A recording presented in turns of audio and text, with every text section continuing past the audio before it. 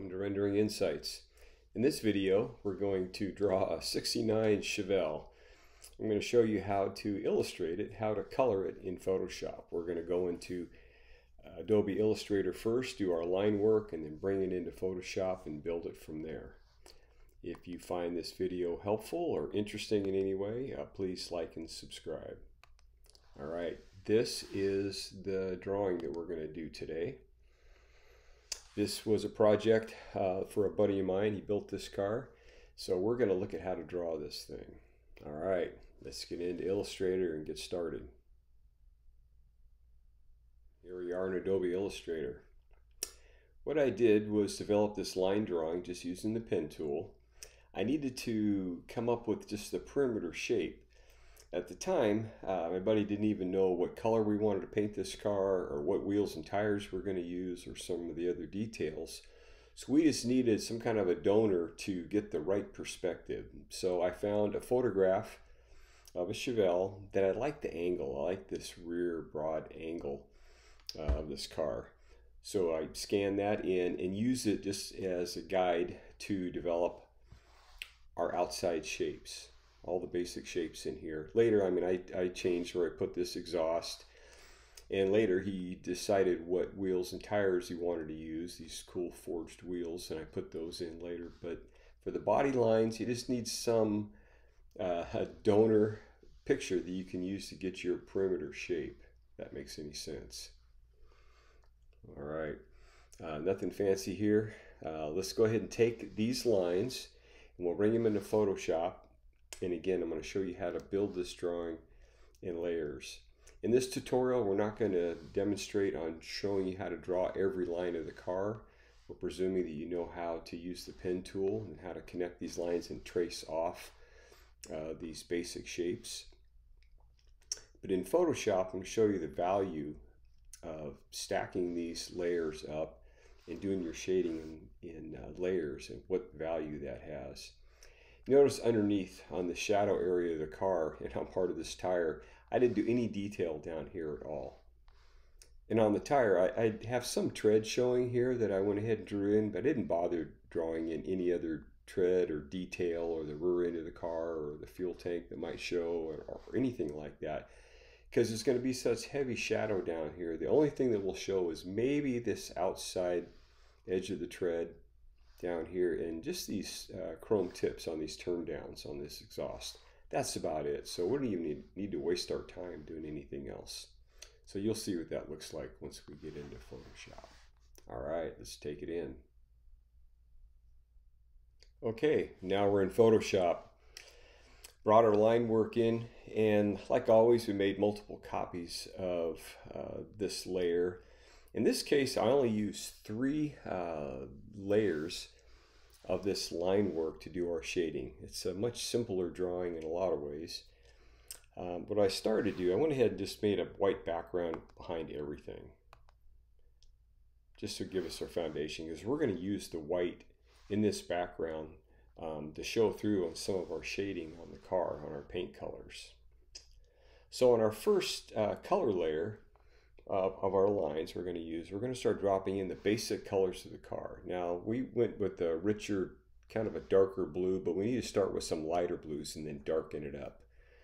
You'll see the value of that. So this is what I did with the basic color layers to start with.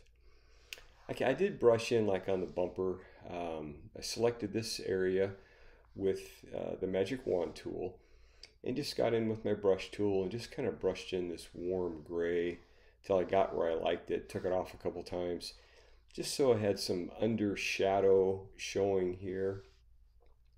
And decided to make this crazy back panel one solid red panel, almost like a plastic Cyclops brake light almost. Not really sure what, but I wanted to do it lighter with this amber color first. Same with these tail lights, and then we'll play with some reds later, you'll see. And start doing some basic chrome shading. Highlights for your sky reflection and the darker colors for your ground reflection, your shadows. And I went ahead and put in this lighter color blue. It's really more of a medium blue. Brushed this in. And then I did this panel first down the side of the car. I thought, well, I kind of like to have this crisp line, but didn't want to have a black line breaking that up. So I brushed this in kind of heavy. Remember these areas being selected with the magic wand tool. Then I took my eraser tool and went down there and took off all that blue and created that crisp white line. Just figuring out where that highlight will be on the car based on this body shape. That makes sense. Then after that's gone, I could come in these areas and brush in with that brush tool again, kind of a crown, a highlight here, and a little bit over the top of this rear fender. Just a little bit in the front. See what that did? And then some darker down here in the lower panels as the body lines roll under. Okay, so that's the first color layer we put in. Pretty much our base colors, but see, we just use the white in the background to show through and give us our highlights. Okay, so now for our next color layer, I want to throw some darker colors in there.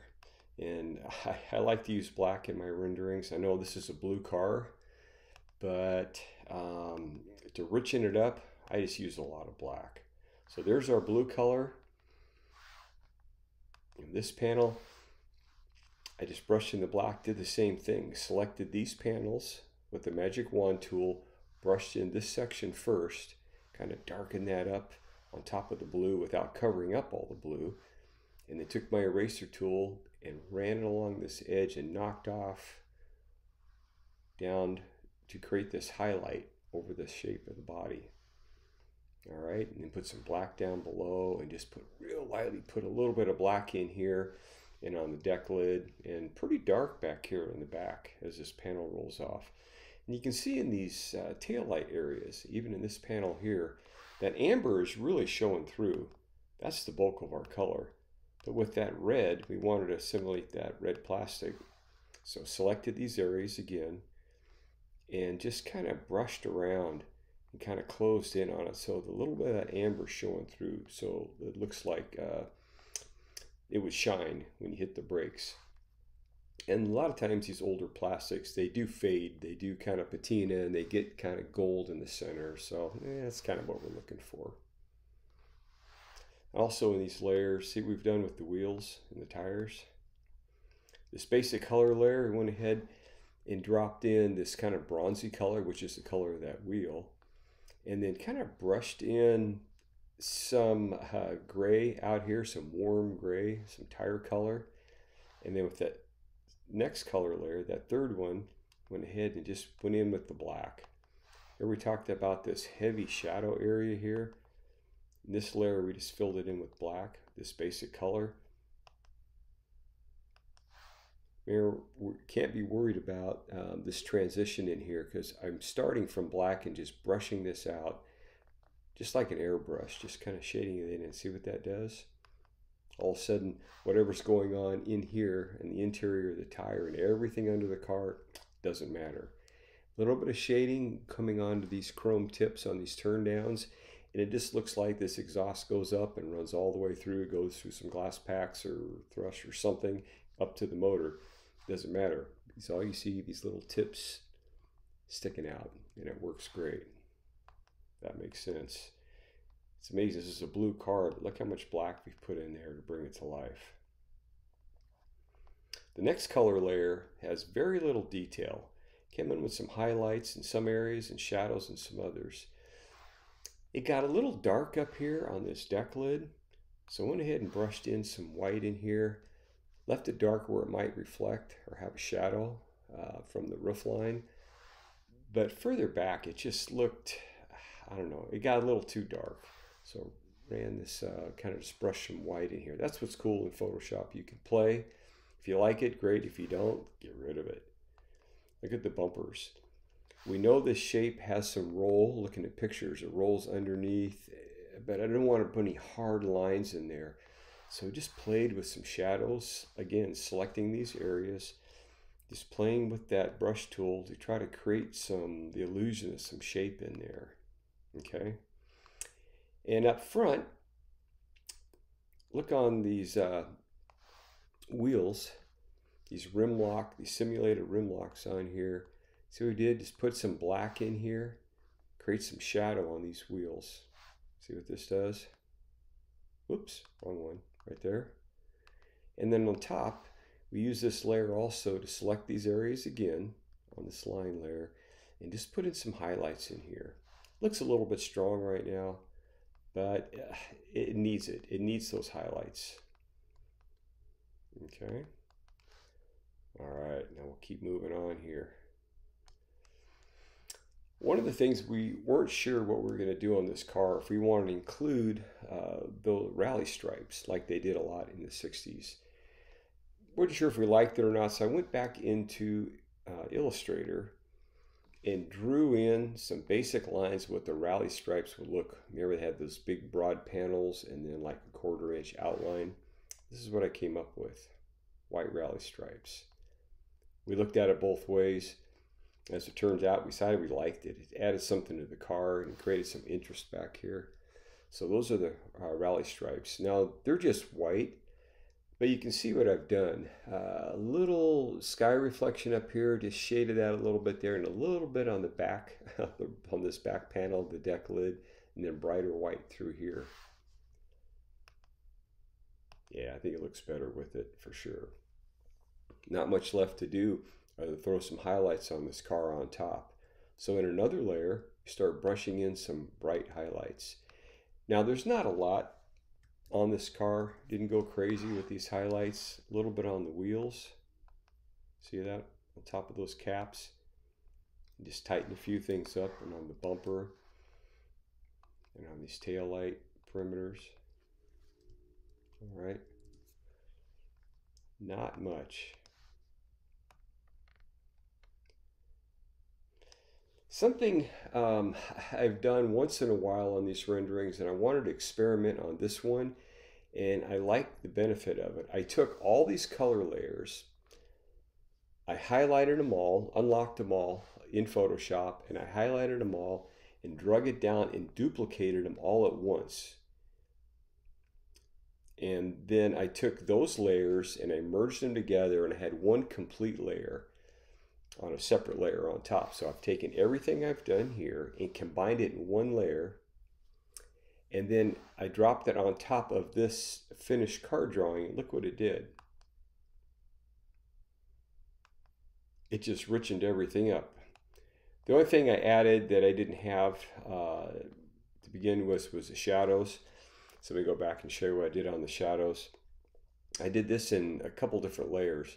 I went in here first and just kind of, with a warm gray, just start brushing in with the brush tool where this might go. No hard line, just kind of start kind of airbrushing in here what this might look like under the car. And it looked good, but it wasn't quite dark enough. So in another layer, just open up another layer and do it on top. So if you don't like it, you can change it.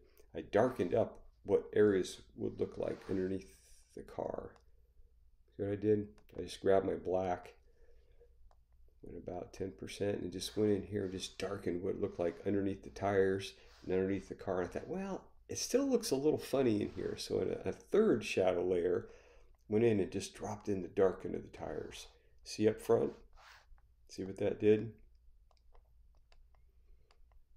And I combined that in that darker completed layer that we copied. Now we drop that in. This is what happens. It's crazy. This is a blue car. We have light blue. We have all these black panels, and then we're copying it and dropping it on top. And look what that did. It just richened the whole thing up.